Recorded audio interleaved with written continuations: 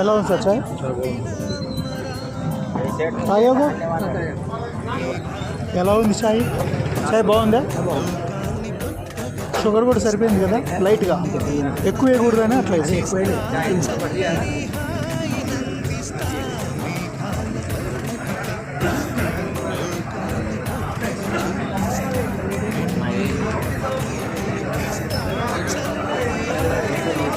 Sir. బాగుందా చాయ్? బాగుందా? మంచిగా ఉందా? కొత్త బ్రాండ్ విశ్వ అని.